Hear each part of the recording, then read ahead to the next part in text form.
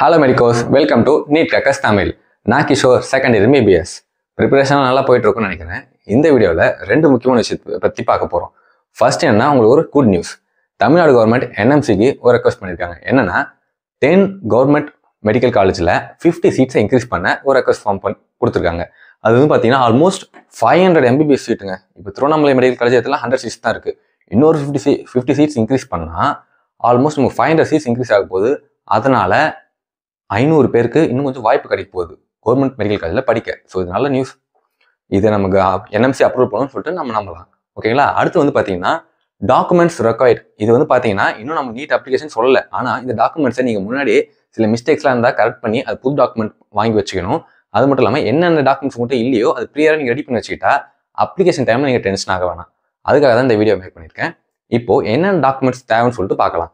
First thing வந்து பார்த்தீங்கன்னா உங்களோட வேலிட் நம்பர். நீங்கள் ஃபஸ்ட்டு நீட் அப்ளிகேஷன் போடுறீங்கன்னா உங்களுக்கு நியூவாக ஐடி கிரியேட் பண்ண சொல்லும். ஓகேங்களா? உங்களுக்கு application number and password create பண்ணணும். அதுக்கு நமக்கு ஃபஸ்ட்டு மொபைல் நம்பர் கேட்கும். மொபைல் நம்பரும் இமெயில் ஐடியும் கேட்கும். ஒரு நம்பரில் 2 நம்பர் கேட்பாங்க. ஃபஸ்ட்டு வந்து நீங்கள் ப்ரைமரி நம்பர்னு சொல்லுவாங்க. அது வந்து பார்த்தீங்கன்னா உங்கள் ஸ்டூடெண்ட் நம்பர் இருந்தால் நீங்கள் வச்சுக்கோங்க. எப்பவுமே கையில் இருந்தால் அது கையில் இருக்கிற மொபைலாக இருக்கட்டும். உங்கள் ஸ்டூடெண்ட்டை ஃபோன் இல்லைன்னு பரவாயில்ல. அம்மாது அப்பாது யாரோ ஒருத்தவங்க கையில் அந்த ஃபோன் இருக்கும். நீங்கள் அப்ளை பண்ணும்போது ஏன்னா OTP வரும். வெரிஃபை பண்ணுறதுக்கு OTP வரும். பாஸ்வேர்ட்லாம் உங்களுக்கு அதெல்லாம் சென்ட் பண்ணுவாங்க. ஸோ கையில் இருக்க மொபைல், அதுக்குள்ளே ஒரு இமெயில் ஐடியும் இருக்கணுங்க. அப்புறம் செகண்டரியாக ஒரு ஃபோன் நம்பரும் இருக்கணும். செகண்டரியாக இமெயில் ஐடியும் இருக்கணும். இப்போ ஸ்டூடெண்ட் கிட்ட ஒரு ஃபோன் இருக்குது. அந்த ஃபோனும் ஸ்டூடெண்ட்டோட மெயில் ஐடியும் ப்ரைமரியாக வச்சுக்கோங்க. வீட்டில் யாருப்பா? இப்போ வந்து அப்பா அம்மா 2 பேரும் வேலையில் இருக்காங்க. நான் வந்து OTP வந்து டக்குன்னு கேட்க முடியாது ப்ரோ, ஃபோன் பண்ண எடுக்க மாட்டாங்க, பிஸியாக இருப்பீங்கன்னு நினச்சிங்கன்னா ப்ரைமரி ஸ்டூடெண்ட் நம்பர் கொடுத்துருங்க. செகண்டரியாக அப்பா அதில் அம்மா அது கொடுங்க. ஓகேங்களா? இல்லை என்கிட்ட ஸ்டூடெண்ட் கிட்ட என்கிட்ட மொபைல் இல்லை ப்ரோ, வீட்டில் அப்பா இல்லை அம்மா கிட்ட மட்டும் தான் இருக்குது, நான் செகண்டரி யாரை கொடுக்கணும்னா உங்கள் நைபர் யாருன்னா உடனே ஃபோன் அடிச்சா ஹெல்ப் பண்ண எடுப்பாங்க. இல்லை உங்கள் ரிலேட்டிவ் யார் உடனே ஃபோன் பண்ண எடுப்பாங்களோ அவங்க நம்பரை கொடுங்க. ஓகேங்களா? அதை இப்போவே ரெடி பண்ணி வச்சுக்கோங்க. எந்த நம்பர் கொடுக்க போகிறோம் அது ஆக்டிவாக இருக்கும். ஓகேங்களா?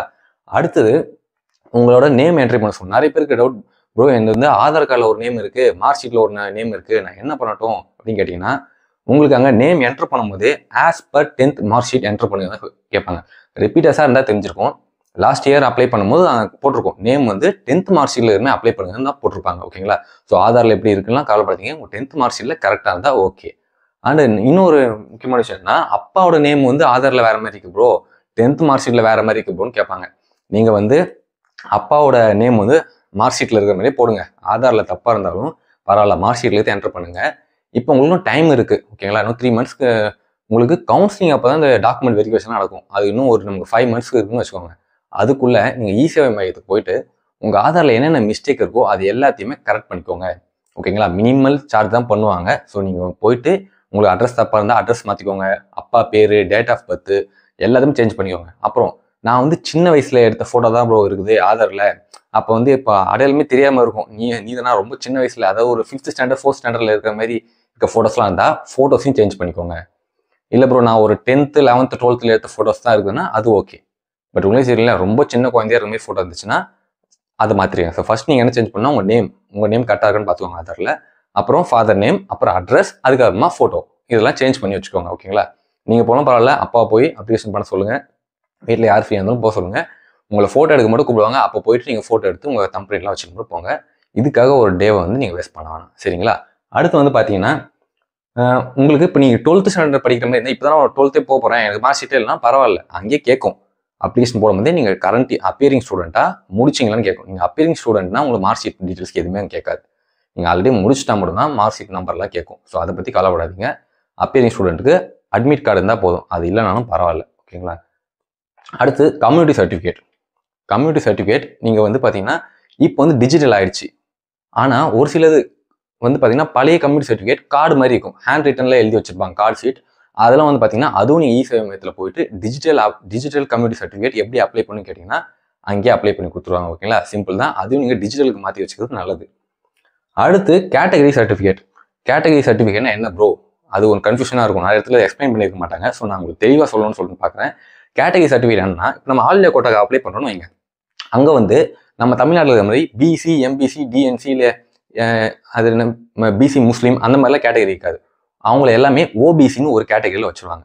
ஸோ உங்களுக்கு OBC சர்டிஃபிகேட் அப்புறம் என்ன சொல்லிட்டு இந்த வீடியோவில் சொன்னால் லென்த் ஆகிடும். ஓபிசி சர்டிஃபிகேட் எதுக்கு தேவை, யாருக்கு தேவைன்றது ஒரு செப்பரேட்டான நான் ஒரு வீடியோ போடுறேன்.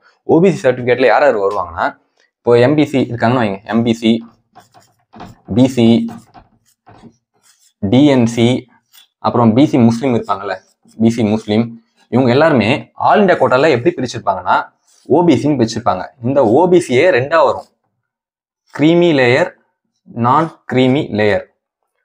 இவங்களுக்குலாம் இந்த ஓபிசி சர்டிஃபிகேட் தேவைப்படுங்க. ஓபிசி சர்டிஃபிகேட் யாருக்கு தேவைன்னா இந்த நான் கிரீமி லேயர்ல வருவாங்க. நான் கிரீமி லேயர்ல யாராவது இருப்பாங்கன்னு கேட்டீங்கன்னா, இந்த ஆனுவல் இன்கம் 8 lakhs கம்மியாக இருக்கும். ஆனுவல் இன்கம்னா நீங்க வாங்குற சேலரி இல்லை, அதர் தென் சேலரி இன்கம்ஸ். ஓகேங்களா, டீட்டெயிலாக நான் இன்னொரு வீடியோ சொல்றேன். அதர் தென் சேலரி, இப்போ வந்து நீங்க வந்து இப்போ உங்க அப்பா இல்லை அம்மா யாரோ ஒருத்தர் என் க்ரோஸ்ல சேலரி சம்பளம் வாங்கினாலும் சரி, இல்லை 50 lakhs 25 lakhs வாங்கினாலும் சரி, அது கணக்கு இல்லை. வேற ஏதாவது இப்போ செகண்டரி பிஸ்னஸ் பண்ணுவாங்கல்ல, ஏதாவது ரெண்ட் கொடுத்துருப்பாங்க, இல்லைன்னா மியூச்சுவல் ஃபண்ட்ஸ் இன்வெஸ்ட் பண்ணியிருப்பாங்க, ஸ்டாக்ல இன்வெஸ்ட் பண்ணியிருப்பாங்க, அதுலேருந்து வர இன்கம் 8 lakhsக்கு மேலே இருந்தால் அவங்க கிரீமி லேயர். அந்த இன்கம் 8 lakhs கீழே இருந்தால் அவங்க நான் கிரீமி லேயர். இன்னும் டீட்டெயில் வீடியோவா நான் அடுத்த வீடியோவில் ஓபிசி பற்றி சொல்கிறேன். இப்போதைக்கு நீங்கள் நீட் அப்ளிகேஷன் பண்ணுறப்போ உங்களுக்கு ஓபிசி சர்டிஃபிகேட் தேவையில்லைங்க. ஜஸ்ட் அவங்க கேட்டகரி கேட்கும். நீங்கள் கொடுத்தீங்கன்னா கேட்டகரி செலக்ட் பண்ணும்போது நீங்கள் ஓசியா, ஓபிசியா, எஸ்சியா, எஸ்டியா தான் இருக்கும். அங்கே வந்து BC, MBC, DNC or BC முஸ்லீம்லாம் இருக்காது. ஸோ நீங்கள் அப்போ கன்ஃபியூஸ் ஆகக்கூடாது. நீங்கள் வந்து அப்போ ஓபிசி தான் கிளிக் பண்ணுற மாதிரி இருக்கும். ஓபிசி கிளிக் பண்ணிட்டீங்கன்னா அப்புறம் நான் கிரிமினல் லேயரில் வந்தீங்கன்னா அப்போ சர்டிஃபிகேட் நீங்கள் ப்ரொடியூஸ் பண்ணணும். சர்டிஃபிகேட் நீட் அப்ளிகேஷன் அப்போ தேவைப்படாது. அப்படி இந்த வருஷம் அவங்க புதுசாக நீங்கள் அப்லோட் பண்ணணும்னு கேட்டாலும் உங்ககிட்ட இல்லைனாலும் பரவாயில்ல. ஏன்னா அங்கே ஒரு செல்ஃப் டிக்ளரேஷன் ஃபார்ம் அதுக்கு பதில் ஒன்று சொல்லுவாங்க. உங்கள் நேம் ஃபில் பண்ணி இந்த மாதிரி நான் வந்து என்கிட்ட இப்போ இல்லை, நான் வந்து கவுன்சிலிங் டைமில் ப்ரொடியூஸ் பண்ணி கொடுத்துருவேன்ற மாதிரி அப்ளையும் பண்ணலாம். ஆல்டர்னேட்டிவ் இருக்குது. ஸோ இப்போயே அதை பற்றி நீங்கள் குழப்பிக்க வேண்டாம். அடுத்து ஃபோட்டோ. இப்போயே வந்து பார்த்தீங்கன்னா போயிட்டு ஃபோட்டோ எடுத்து அதில் நேமு, அதில் எந்த டேட்டு அதெல்லாம் எடுத்து வச்சிடாதீங்க. ஒரு டைம் ஃபோட்டோ மட்டும் அப்ளை பண்ண சொல்லுவாங்க. ஒரு சில சமயத்தில் நேமும் டேட்டும் பண்ண சொல்லுவாங்க. ஸோ நீங்கள் வெயிட் பண்ணுங்கள். நீட் அப்ளிகேஷன் அஃபிஷியலாக அந்த அப்டேட் வந்ததுக்கப்புறமா அது என்ன சொல்லியிருக்காங்களோ அதை ஃபாலோ பண்ணிக்கலாம். அடுத்து வந்து பார்த்தீங்கன்னா பேரண்ட்ஸ் ரிலேட்டட் டாக்குமெண்ட்ஸ். இது வந்து பார்த்தீங்கன்னா அதான் ஃபஸ்ட்டு ஆதார் கார்டு. அப்பா அம்மா ரெண்டுமே ஆதார் கார்டு மிஸ்டேக் இல்லாமல் ரெடி பண்ணி வச்சுக்கோங்க. அப்பா அம்மா ஆதார் கார்டு தான் மோஸ்ட்லி எங்கள் டீட்டெயில்ஸில் வரும். நேம் தான் கேட்பாங்க, குவாலிஃபிகேஷன் கேட்பாங்க. ஸோ மற்றபடி பேரண்ட்ஸ்க்கான டாக்குமெண்ட்ஸ் பெருசாக அங்கே தேவைப்படாது. ஃபேமிலி கார்டு இருக்குல்ல, அதான் ரேஷன் கார்டு. அதுவும் இப்போ டிஜிட்டல் ஆகிடுச்சு. ஓல்டு வந்து டிஜிட்டல் மாற்றிட்டாங்க, கவர்மெண்ட்டே மாற்றிட்டாங்க. ஸோ அது கரெக்டாக இருக்கான்னு பார்த்துக்கோங்க. அது எனக்கு வந்து ரேஷன் கார்டில் வந்து என் நேம் தப்பாக இருக்கு போனால் அதெல்லாம் பிரச்சனை. ரேஷன் கார்டு அவங்க நம்பர் தான் பார்ப்பாங்க. அப்புறம் கம்யூனிட்டி சர்டிஃபிகேட் சொல்லிட்டேன். நேட்டிவிட்டி சர்டிஃபிகேட்னு ஒன்று இருக்குது. அதர் தென் தமிழ்நாடு ஸ்டூடெண்ட்ஸுக்கு நேட்டிவிட்டி சர்டிஃபிகேட் தேவைப்படும். நீங்களும் ஒரு நேட்டிவிட்டி சர்டிஃபிகேட் அப்ளை பண்ணி வாங்கி வச்சுக்கிறது நல்லது. அதை தவிர்த்து பார்த்தீங்கன்னா மற்றபடி நான் உங்களுக்கு எல்லாமே இப்போதைக்கு இப்போ சொல்லிட்டேன். நீங்கள் நீட் அப்ளிகேஷன் பண்ணுறப்போ உங்களுக்கு பெருசாக எந்த டாக்குமெண்ட் அப்லோட் பண்ண மாட்டாங்க. உங்கள் ஃபோட்டோ அப்லோட் பண்ணுற மாதிரி வரும், உங்கள் சிக்னேச்சர் அப்லோட் பண்ணுற மாதிரி வரும், உங்கள் தம் பிரிண்ட்ஸ் அப்லோட் பண்ணுற மாதிரி வரும். மற்ற எல்லா டாக்குமெண்ட்ஸுமே உங்களுக்கு கவுன்சிலிங் டைமில் தான் அப்லோட் பண்ணி வெரிஃபை பண்ணுவாங்க. ஸோ இப்போ நீங்கள் ஒரி பண்ணிக்க வேண்டாம். ஜஸ்ட் இந்த டாக்குமெண்ட்ஸ்லாம் மிஸ்டேக்ஸ் இல்லாமல் கரெக்ட் பண்ணி வச்சுக்கோங்க, சரிங்களா? மற்றபடி உங்களுக்கு எந்த டவுட்ஸ் இருந்தாலும் கமெண்ட்ஸில் கேளுங்க. அப்புறம் இந்த லாஸ்ட் 4 month ஸ்ட்ராட்டஜி பிளான் நான் ஒன்று அப்லோட் பண்ணியிருக்கேன். நிறைய ஸ்டூடெண்ட்ஸ் அது யூஸ்ஃபுல்லாக இருக்குன்னு சொல்கிறாங்க. ஸோ உங்களுக்கு யூஸ்ஃபுல்லாக இருக்கும் நம்புறேன். நீங்கள் பார்க்கலன்னா அந்த வீடியோ டிஸ்கிரிப்ஷனில் இருக்கும் லிங்க்கு, இல்லைனா ஐ கார்ட்லேயும் வரும், அதை பார்த்துக்கோங்க. யூஸ்ஃபுல்லாக இருக்கும். இதே மாதிரி நம்ம சேனலில் இன்னும் நிறைய useful tips till the NEET exam, after NEET exam வந்துகிட்டே இருக்கும். ஸோ மறக்காமல் சப்ஸ்கிரைப் பண்ணிவிட்டு நோட்டிஃபிகேஷன் ஐக்கானை ஆன் பண்ணி வச்சுக்கோங்க. தேங்க்ஸ் ஃபார் வாட்சிங்.